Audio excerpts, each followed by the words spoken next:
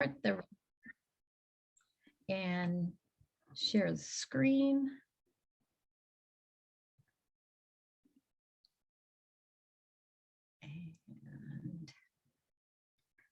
And let people in. There we go.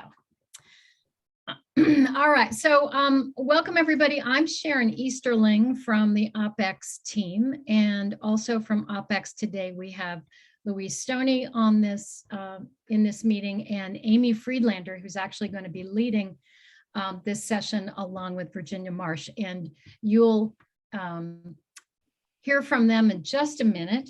But the name of this session is Using Business Intelligence to Make Smart Decisions. And I just want to take a minute to give you a couple of quick updates for the conference. So we've been trying to send weekly updates out. You may have seen that the last update last Wednesday gave you some flavor of what some of the keynote sessions are going to be. We have Rian Alvin from NAEYC, who's going to talk about compensation, teacher compensation and shared services. We've got a great session coming on technology as an equity issue in BIPOC communities, which I'm really looking forward to. And one of the other plenary sessions we have is actually going to be led by Amy, and is related to this topic, which is using data. It's combining business training with coaching, but it's related to the session we're doing today, because you're going to hear about how folks leading this session are doing just those things in their community and the kind of results that we can expect to get. So we're really excited about all of that. We're going to be announcing pretty soon, but you're going to get a preview of it, that on Tuesday night, we're going to have a really big reception. One of our sponsors is planning a party, Texas-style party. So it'll be a reception and an opportunity to really kind of play together and enjoy some good live music. So more details coming about that. And the other thing you should notice, if you haven't made your hotel reservation yet, go to the website and take a look at the information that's there. The hotel block at the conference center has been sold out, but there are several hotels that are 3 to 5 minute walking distance to the conference center at very affordable rates. So that shouldn't be a problem. And we're actually excited. We've got about 340 people registered, about 280 who are planning to be on site at the venue. That's a tremendous turnout, and we just are really looking forward to seeing everybody. So enough about that. I'm going to turn it over to Amy, and Amy, let you take the reins, and you and Virginia lead us through this interesting topic. Thanks, Sharon. And hello again, everybody. Thank you so much for taking an hour out of your busy day to be with us today. I'm really thrilled that Virginia is going to be here, and truly most of this session will be her showing you the work that she's been doing down in Hampton Roads, Virginia, with a shared service alliance that they like to call HRSA, Hampton Roads Shared Service Alliance. And she's kind of going to walk you through the data sources that they've utilized, the different software systems, and how they're really taking a look at that data to inform how they both work with individual providers and talk about their project. And we want to have plenty of time for questions and answers. So, you know, I think that this group being small is really good fortune, actually. I just want to kick us off with a few kind of some context, some background information for you all. You know, business intelligence is important for the providers that ultimately are, you know, the customers of our shared service alliances, our networks, but also business intelligence, business information, performance information is important to our work as an alliance hub or a network hub. And so when we are thinking about what kind of information we want to collect and analyze and use, We really have to have multiple points of view in mind. This isn't one simple kind of, oh, this is the data you need and everyone needs the same data and this will solve all of our issues. It really is a chance to think through, how do we want to look at the success of our project as it unfolds? If you are launching a project, how is the implementation going? How are you doing in terms of finding members, in getting them started, in collecting baseline information?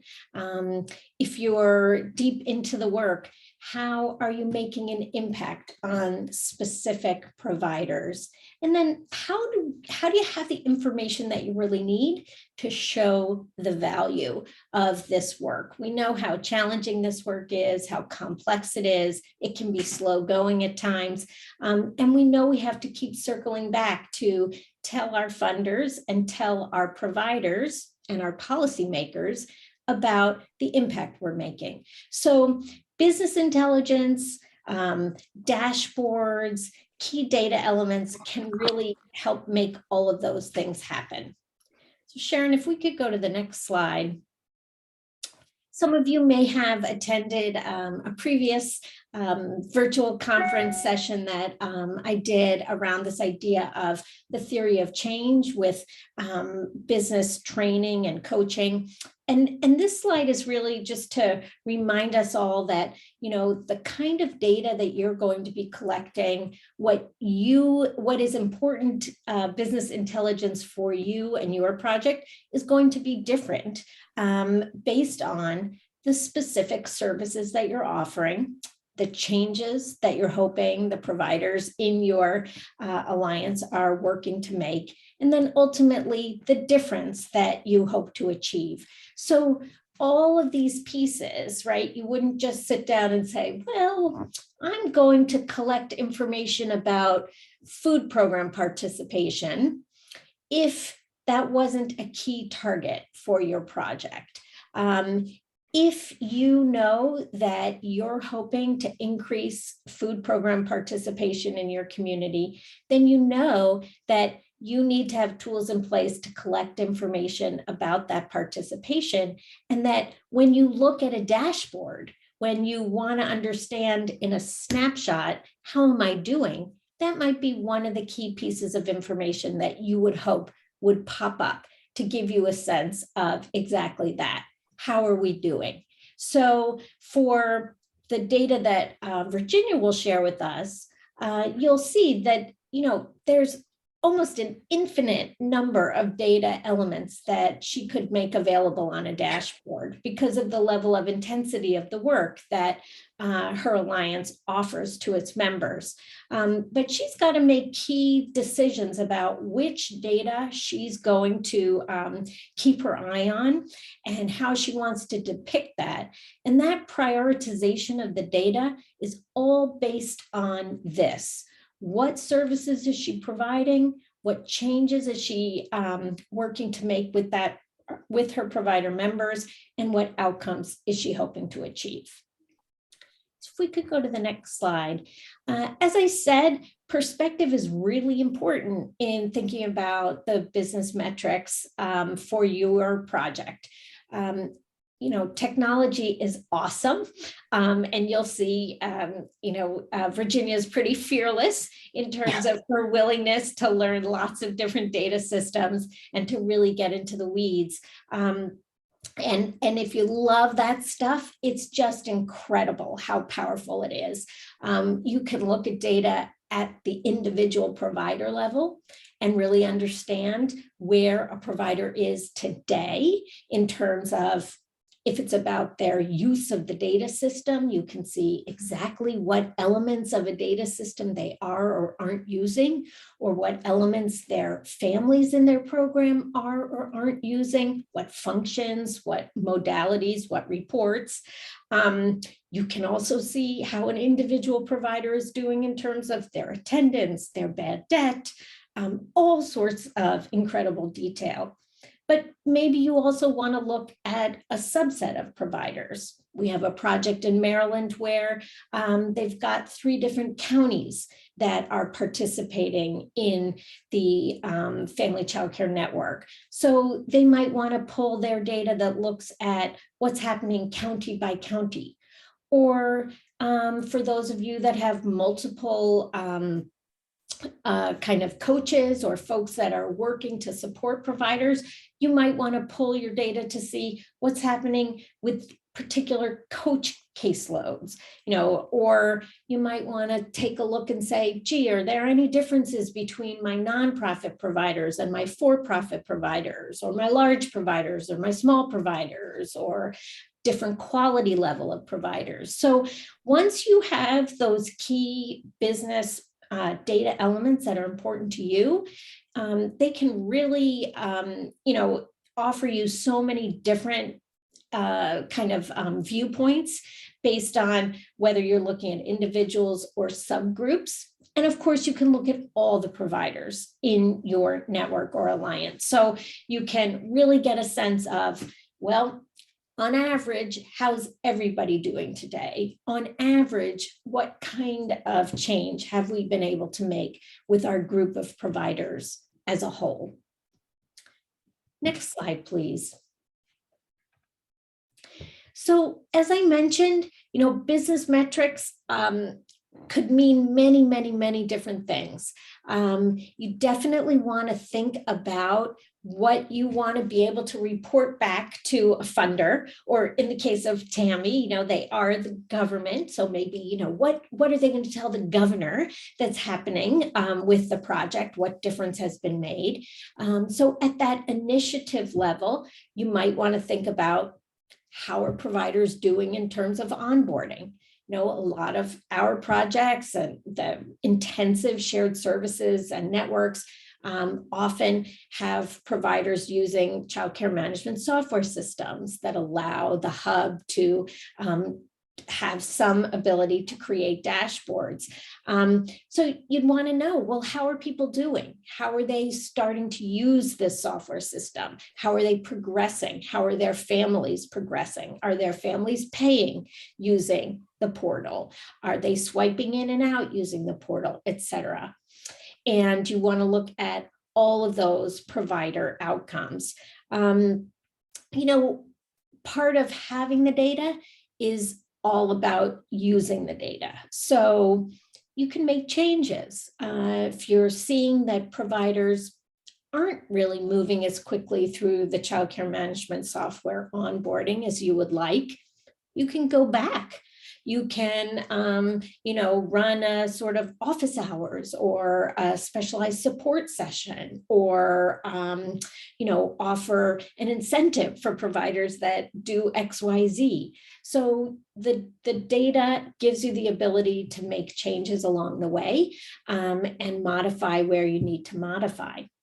If you find that you haven't had the time to look at the data or to use the data, that might get you thinking that you haven't staffed the project in the best way, or that you don't currently have the staff or the staff skills that you need, although those needs might change over the course of the over the course of the project.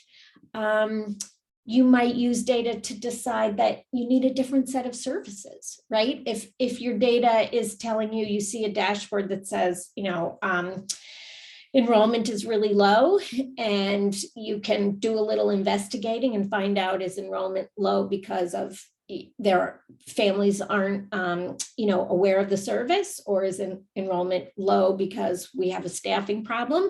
But either way, you could decide you're going to prioritize that issue and bump up a certain service or create a certain service to address that challenge because you see that it's a priority issue. Another piece is creating norms. And we know in our field, we have so few industry standards. So it can be really helpful. Averages, I know Louise is always saying, averages, got to be careful about averages. And it's true. But sometimes it can be very helpful to be able to say to providers that you're working with individually, well, we want to be sure we get your enrollment to at least this, So because, that's where our peers are. So having the ability to look at this data in order to create norms can be very valuable. Of course, reporting, of course, promoting the project to funders and to other members potentially, and of course, creating change. Having some numbers to support our stories is really important.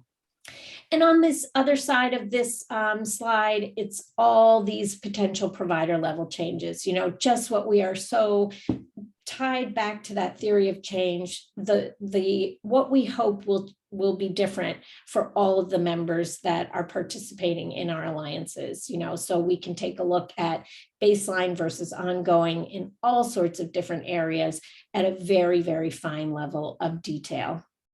And we can use that information to, again, provide more coaching or different coaching, suggest that maybe a provider wants to think differently about her hours of operation or the number and type of classrooms, and really to circle back to each provider at a very detailed level to provide that business coaching that can be so meaningful. Next slide, please. And now I'd like to turn this over to Virginia, who's going to walk us through what they've been doing and show us some of the data elements that she's able to use in her work every day.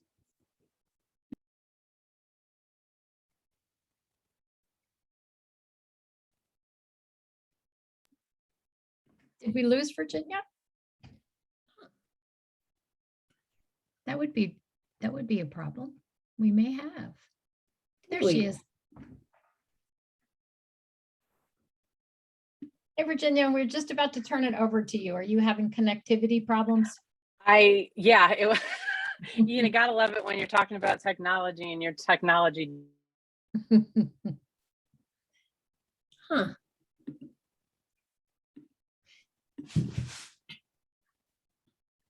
Yeah. Well, I wonder. Yeah, so you want to kick it off? I will.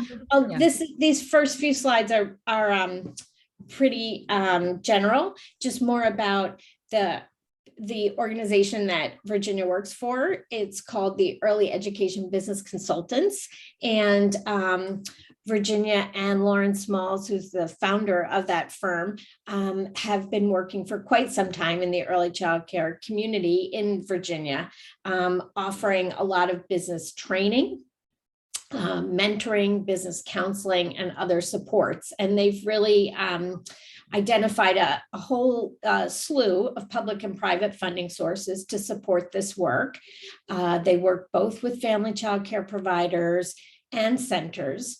And they have really, in the past couple of years, been able to focus on a very intensive level of shared services in the Hampton Roads area. And so, they have a lot of different levels of intensity for their programs. So, this is some information from their website, sort of speaks to all of the different ways that you can get involved with early education business consultants, the fact that it's of no cost to providers, and just the, some of this, the way that they're articulating their value proposition. So I would also just jump in and say, and it looks like Virginia's trying to reconnect here, but one of the other things that we know about the Hampton Roads project is, as Amy said, Lauren Smalls was the founder, and Lauren started this project several years ago, started her work really as kind of a business training institute. And I think like many of the projects in this space, sort of the first attempt to try to have an impact is by offering business training. But as things evolved, what they really began to see, let's see, that might be Virginia. What they began to see was that providing a training wasn't necessarily the full complement of services that were going to really have a big impact on programs that they needed. And so it really evolved into more of a coaching model, and then one of the opportunity, Virginia, we're just talking about you while you get settled. As I'll just finish my sentence, as the opportunity came along to really sort of jump on this train of shared services.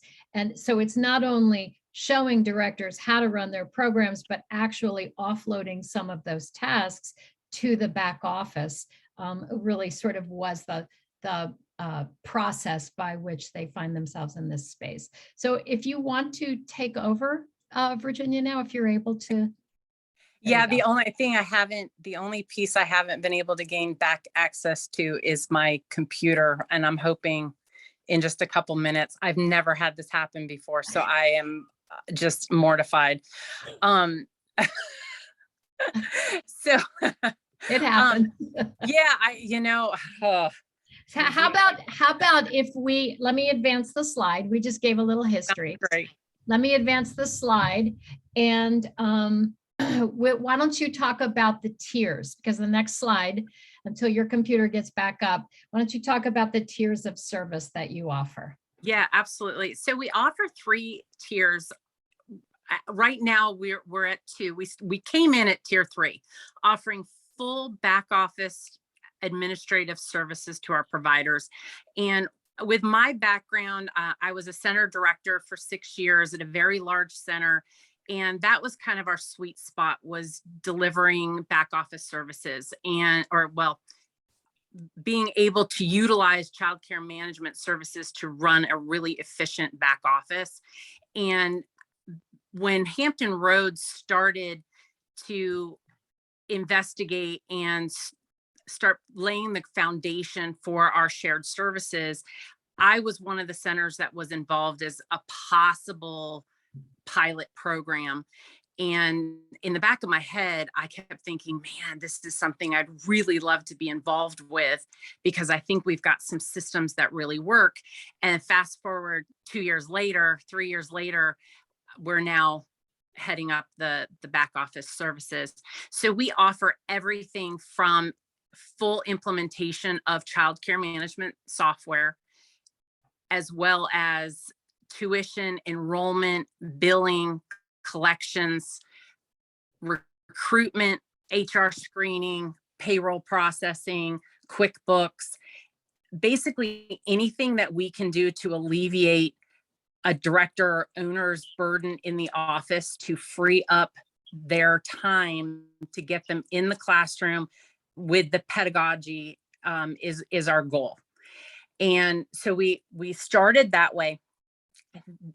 We have 2 centers that are fully functioning with the back office services. We're onboarding our 3rd one now. We've got a 4th one that we're going to start onboarding in the next month. So we're a little bit of a slow startup, but we've been able to really lay the foundation and the processes to where now the only thing really stopping us is our ability to get the implementations done. And then our Tier 1 launched earlier this fall, and Tier 1, we've got about 175 providers. And that is really the ability for this shared knowledge. We utilize the Child Care Aware Shared Services Network in our state for the knowledge platform. And we also offer monthly leadership academies where we do leadership and business training during these monthly sessions. And we're pricing out, we've got about 10 centers participating in our Tier 2 pilot, which is in between. It's in between Tier 1, but not as much customization and full service as Tier 3. It could be a stepping stone to Tier 3, or it could just be the services that center needs. And so really the problems that we're looking to solve with our Tier 2 is recruitment challenges. We're looking to participate in the development of a sub pool in our area. We're looking for technology implementation and really a component of this data driven decision making and being able to help our providers put their fingers on data. And Virginia, in tier 2, folks do not necessarily need to be using the Early Learning Ventures Alliance core software. Is that correct? Correct. Thank you. Yeah, they can utilize anything. We're really encouraging some kind of childcare management tool that they need to be on something. It just doesn't have to be our Alliance's chosen software. Thank you. So that, I don't know if you have your slides up yet, but the next slide says dashboard journey. Yes. So when I, as you can tell, I'm a huge fan of childcare management service systems. And I have always said childcare management software does a fantastic job of family engagement, of managing child records, being able to do billing, and the day-to-day business of the center is phenomenal. Even, you know, knowing who checked in, who checked out. Where I feel like they all kind of come up short is on helping directors and owners manage their businesses. I really feel like there is so much excellent raw data if the system is utilized properly and really used to its full advantage. But I feel like the data is stuck in there and it's screaming to be let out, but we just haven't been given the tools. And there's often a lot of reports. And so even one center, creating a dashboard for that one center would often require 7, 8 reports from the child care management system. And that would have to be put somewhere. And typically it's a manual entry into a spreadsheet. And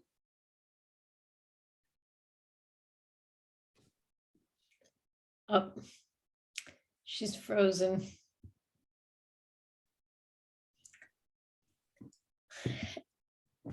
Virginia, can you hear us? If you can hear us, you might want to turn your camera off because you've frozen. What a shame. Sharon, if you advance to the next slide, I might be able to. Yep.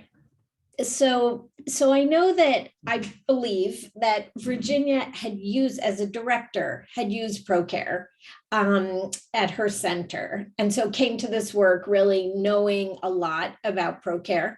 And so that was the first system that they used, Harissa used, as they started to provide back office services to other providers. And so I think these are just some of the data that Virginia had pulled, looking at, you know, as she said, there's just a huge amount of information that's available, right? So, you know, how many full-time equivalents, so how many staff you have in a particular classroom during a particular week, you know, the ratio or the count, excuse me, of teachers to students in a particular classroom, revenue, looking at child and staff attendance, birthdays, right? Just a huge amount of information. And so I think the first idea was to try to use ProCare for the Alliance members and to, you know, be able to get the reports, get the dashboard information out of ProCare. And then if we go to the next slide, that was, you know, initially ProCare Desktop. And I know many of you have sort of suffered through with us as we have all learned together all of the intricacies of ProCare and how ProCare doesn't mean one thing. There are multiple versions of that software system and they're each a little different. And it takes some digging to understand what a particular provider is using and how she's using ProCare. Is it the desktop, which was sort of the classic, the initial ProCare, which was really created for very large multi-site providers, and it kind of built in its own accounting software. So the desktop version, if you love accounting, there's probably a lot you love in that desktop version. If you, but it's really overkill for a lot of providers. And then there's the cloud version, which is that what that I think the way Virginia is using it here, she means the connect, right? Or do you think she means Yes. So, oh, are you back, Virginia? Yes. Please speak. Yeah, so this is the ProCare Cloud, which is also, they keep changing their name, Yeah. the name around. It used to be referred to as ProCare Connect. And what I really just wanted to point out here, it gives a great snapshot of what's happening in the center, what the attendance is. It gives you a little bit of a history to compare periods of time. It will give you a little bit of information on invoices. But it's really just snapshot information and very, very high level information. So really for your day-to-day operations. And then there was two different versions. One was the ProCare desktop, the other was the cloud. What we're currently utilizing is the Early Learning Ventures. They offer a very similar experience dashboard wise as far as the daily information.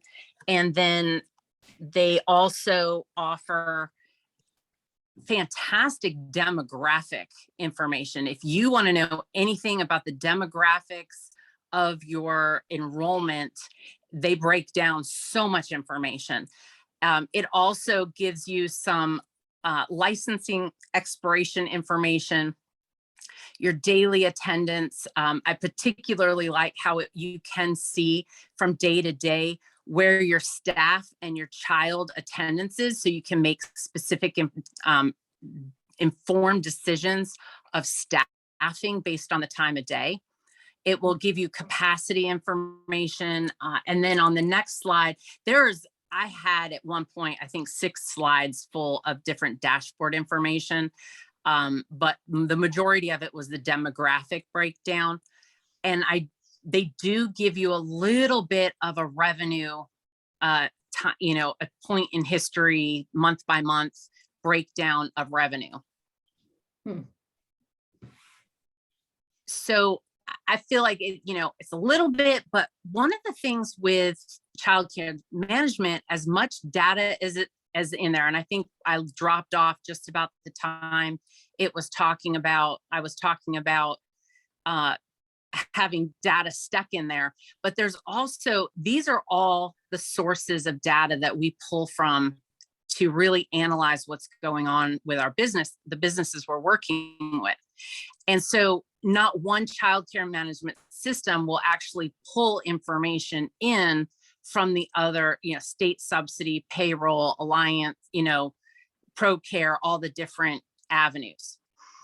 And so as we started looking and working with dashboards, and the next slide, I actually show you a snapshot of what my dashboard originally looked like. It was a lot of data entry.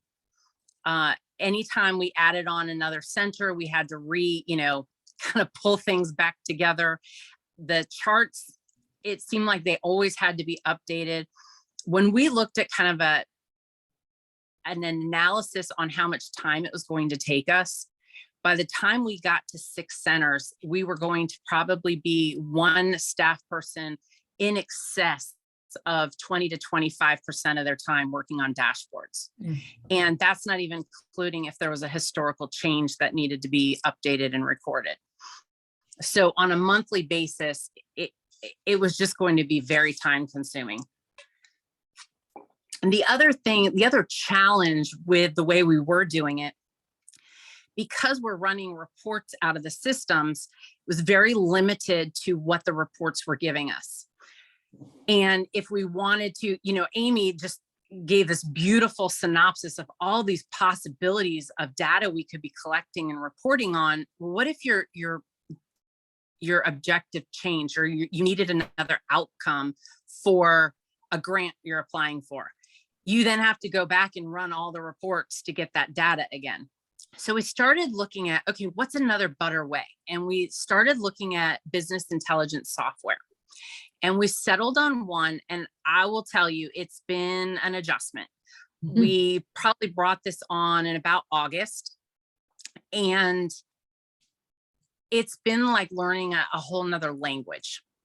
But the thing that I love about it, especially with the reports that we're pulling from Core, we run 7 reports. We save them into a Google Drive, and the software picks it up from the Google Drive. We don't even have to open the file, and it pulls it in. The setup that we've done, once it's set up, it's almost set it and forget it, unless they're like time change gave me a little hiccup. But once it's set up, you can pull in, and like Core, if you add a center, the center data comes over with it and comes in. So it's one report for all the centers in your hub. But we're also pulling in reports from QuickBooks. We're pulling in all those sources that we identified. We're pulling reports in. There is the possibility in the future to create APIs or integrations to where we wouldn't even have to run these reports. For instance, with QuickBooks, there is an automatic connector that just pulls the data over, processes it the way we tell it to, and then presents the information that we need. We're pulling in raw data from Core, so we're able to set up and tell it just based on transactions what information that we're looking for. And if we ever change our minds or want to add in another data point, we can quickly do that. And I'm trying to see if I'm almost close to logging in. So, Yeah, Go ahead. we're looking at your screen with 4 reports on it that says Harissa dashboard demo, enrollment percentage of capacity, and then revenue. Yes. So this information, I actually, for this slide, I just drilled it down to the 2020 or 21 fiscal year, but we have it from 2020 all the way through until last month. So you can single it out, and we have several other things that we look at. We primarily focus on numbers surrounding that iron triangle because we really want to help the providers to be able to focus on where's their enrollment, how's their enrollment trending, what's their revenue like, how's the revenue trending. If we see a dip in revenue, we can quickly say, okay, what's causing this trend? We just added in this, that bottom right corner that shows it is average cost versus average revenue per child. So as we're talking to the owners and the directors, we point out that we'd like to see there to be a gap because, obviously that gap means we're doing a good job of containing costs and collecting our revenue. And when they cross, we're hoping, and that particular one was just, I believe when we dove into it, it was at an expense, a high expense that the center processed that month. But typically this, the sample data, it's trending in the right direction. It's trending where we want it to be.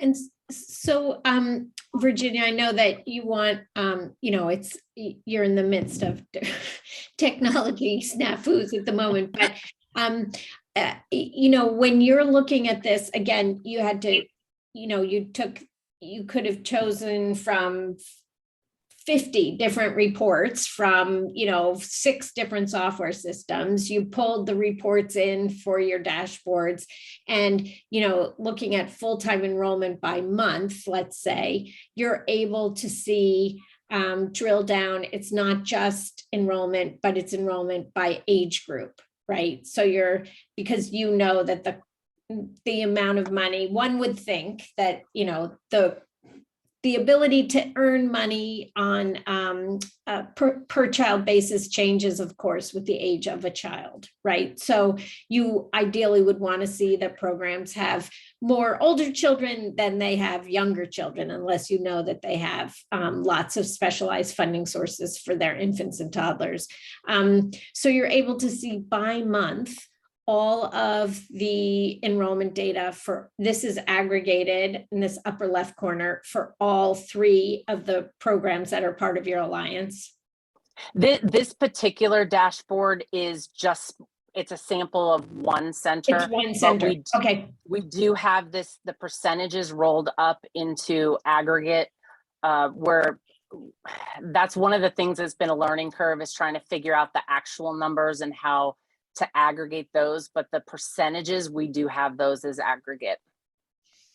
So, I mean, so for a provider, you're able to say, well, 39 looks like the best, that looks like the highest enrollment, their current enrollment is the highest enrollment since January of 2020, right? So yes, right, like something to celebrate here on this dashboard. And as you said, showing that enrollment as a percentage of capacity, that line is going in the right direction over time. Yeah. And so they're when this happened, they were at 90% capacity. It's a 42 child capacity center. So we can see that after they started recovering from COVID closures, we started seeing a nice trend in the children returning to the center. May I ask a question? Yes. So if you are doing this, I am fully functional now. okay, great. So you are managing 3 programs in this tier that you're looking at, my understanding, and you're looking at all of their numbers, all of their back office, managing their back office stuff. So are you using this information with the group as part of your coaching or training that you're doing? Are you doing this on a one-on-one basis? How are you then taking this information and using it for implementation with your membership? Primarily, we utilize it on a one-to-one coaching basis. We provide the provider with a live link. And actually, I'll go ahead and switch to share my screen, and I can show you, this is an example of a live link that we would share with the provider. So any data that were to change, the link is the same all the time. So as we roll into April, when March's data comes into completion, they would have access to it. They don't have to wait for me to send it to them. They would have access to it. And we go through and we take a look at it. We see what's happening. And if there's anything that we're seeing that's a concern, we will stop and say, hey, I noticed this. We'll actually do some preliminary drill down to see if there was some type of a data error, or if we can identify what was happening. But then if there's something on a trend that we see that covers all bases, that covers all providers, we will do a group coaching session. We try to have a leadership session once every couple of months with all of the providers and their directors. Okay. Do you ever have any issues with them with timely data entry on their end? Yes. One of the things with our tier 3 that we're really trying to do is to have,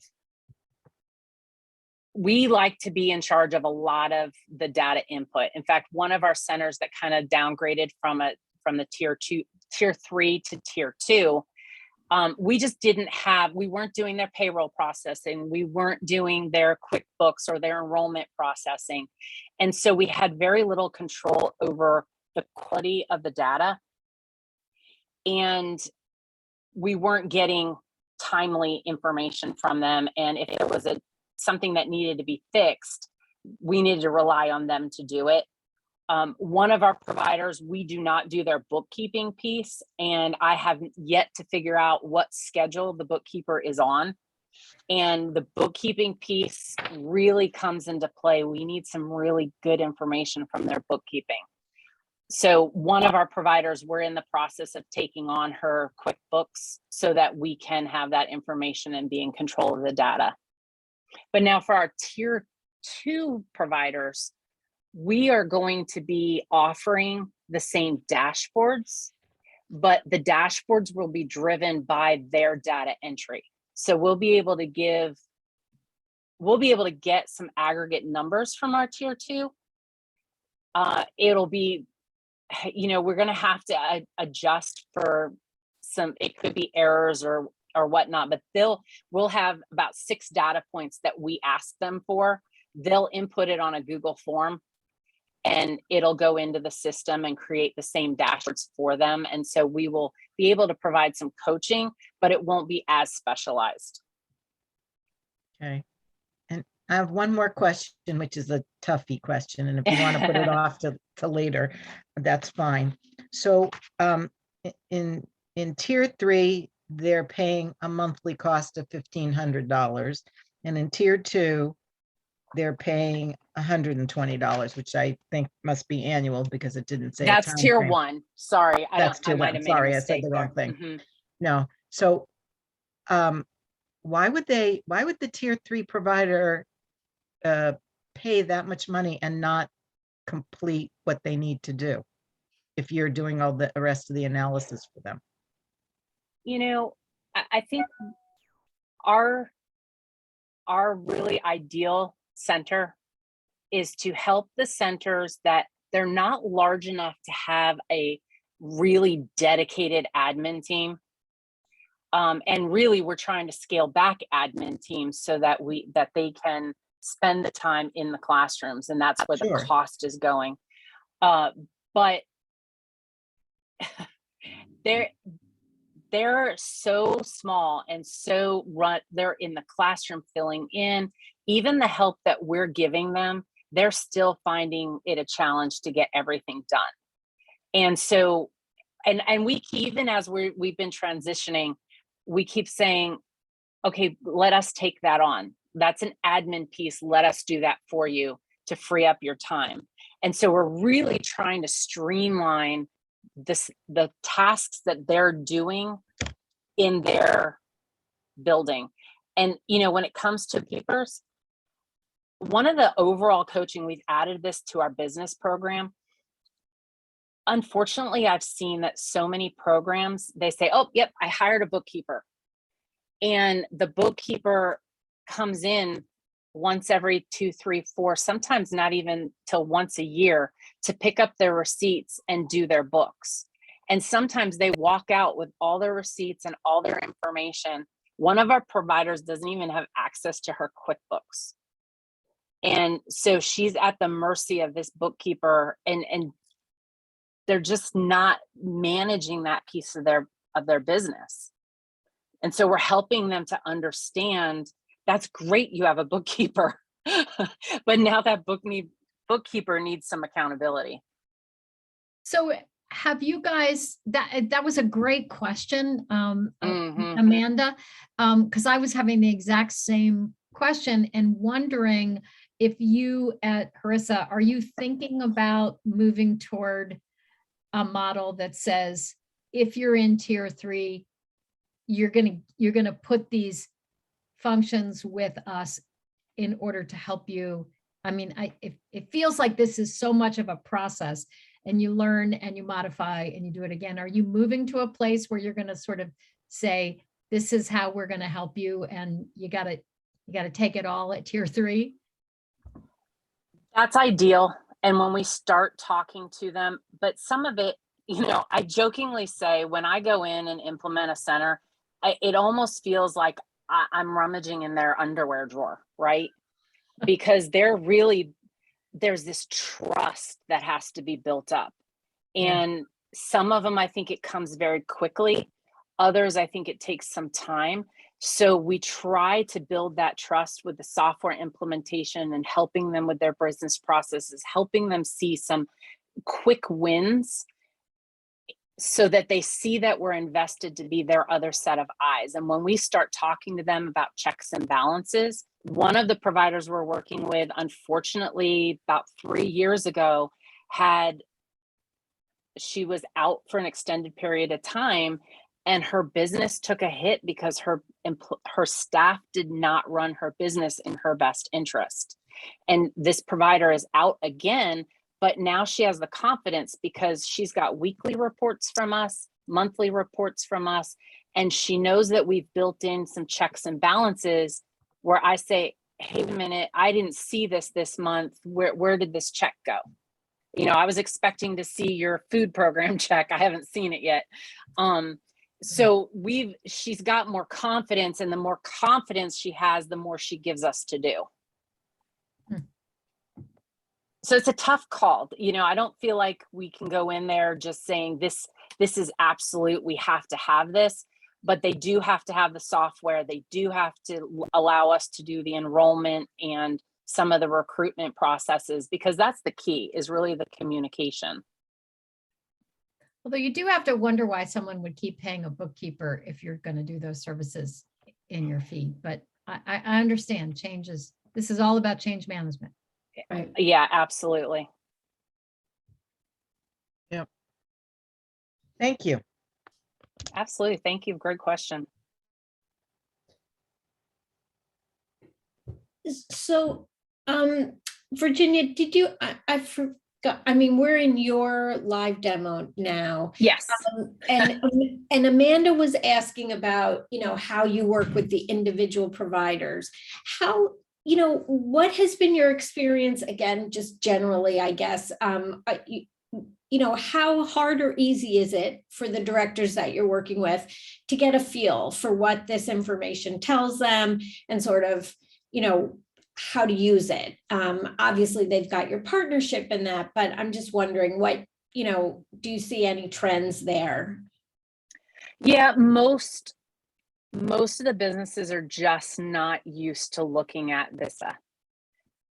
If we're lucky, they've looked at P&Ls, but even the P&Ls that I've seen, they're just a bunch of line items. There's no organization to them, and it's so easy just to get lost in the numbers. Yeah. Or they'll look at just the bottom line. Some of them can't even tell you what their expected monthly income is. And so, you know, just for basics, we'll start just talking, you know, they may not even know exactly what their enrollment is, or, you know, so we just start talking about what we're seeing. And for instance, when we look at payroll, right? I will go through this and they'll get very alarmed at the two really tall lines. But then when we explain, okay, these were 3 month or 3 pay period months. So if you look at it in terms of that, oh, okay, that's right. Mm-hmm. And then we translate it for them into a percentage of revenue so that they can see, you know, what's happening there. I am still learning this system. I want to put a trend line in this. I haven't been able to figure that one out the way I've set this up yet, but a trend line will real easily be able to show them, you know, kind of adjust for those monthly highs and lows, and be able to show them, okay, on an average, this is where you're headed. And, you know, then we start looking at, in one of our providers, we do break this out from admin and staff so that we can see how their admin costs in relation to their staff costs. And so we start having conversations with those. I'm sorry, Virginia, I was going to say that might be a place where it would be interesting for a provider to have some context about what, you know, without identifying any specific one provider, but on average, am I in the range, right? Because these data, it is new for people to be thinking about some key business metrics like this. So, if my payroll is 80% of revenue, is that normal? Is that typical? Like, it's really, the more folks you get into tier 3, the more you'll be able to get a sense and offer that to people. Yeah. And, there are some industry averages that are out there and are published. But we always start with our coaching that let's find out, let's track what you're doing right now. Let's find out what is normal for you. Let's set some goals based on your levels. And then when we're seeing improvements in a downward trend, then let's start looking at averages, because, I think sometimes when we just start out with introducing industry averages, it can be more discouraging. And it can also lead to, I think, some gut level reaction rather than data driven reactions. Because if you just do a hiring freeze and you just cut everything out, it may not have the same effect that you're looking for. So, it's interesting on that question of averages. We have some pretty challenging behaviors in our field when it comes to business, right? We're pretty good at understanding quality measures and interactions, but the business stuff, we find ourselves pretty challenged, which is why we do this work that we do. So I almost wonder if we want to talk about two things. You sort of alluded to it, right? Like there's the average, but then maybe there is also something about an ideal standard, right? Like it's almost like, it's like the cost modeling thing. What does this cost? Well, what does it cost, or what should it cost, right? What are the average salaries? One of the things we did at my old organization was we collected salary information, but we cherry picked who we collected it from. We collected it from the NACE accredited programs, and we didn't call it an average salary survey. We called it best practices salary scale, to try to sort of push the trend up. And one of the things I know we're not terribly good at in the field is being efficient on administration. So I have a feeling that the average for what percentage we spend on administration is probably too high. So what do we think it should be? So I almost feel like we have to talk about both of those things, Yeah. And what I find is it's difficult, like one of our centers, there's a director and an owner, that site. The owner, the owner is primarily in a classroom. That's where her sweet spot is. She hired a director so she could be in the classroom. But at first she was coding herself as admin in the payroll reports. And so flushing out what's actually admin and what's not admin, and being able to get a consistent record of that. And then, we just recently determined, okay, when we onboard a center, what are our baseline questions?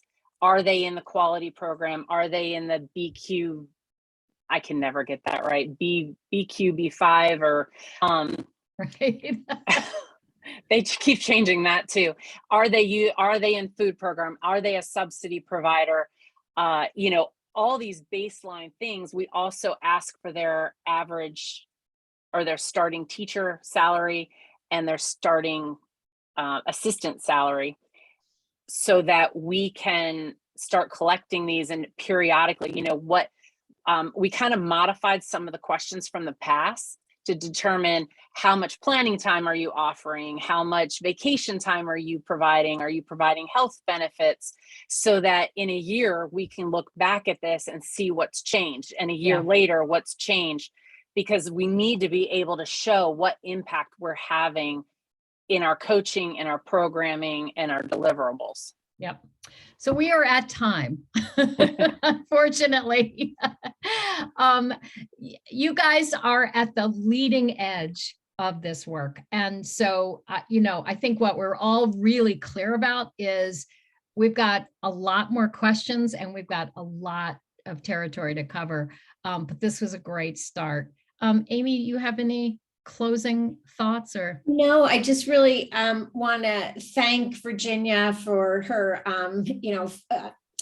sharing all of her expertise with us and being so so calm under pressure of technology failing to cooperate. We really do appreciate all that you presented and shared. Amanda, great questions. We really appreciate your level of participation, and everyone, we're so looking forward to seeing you in sessions or even in real life in Austin. And thank you so much.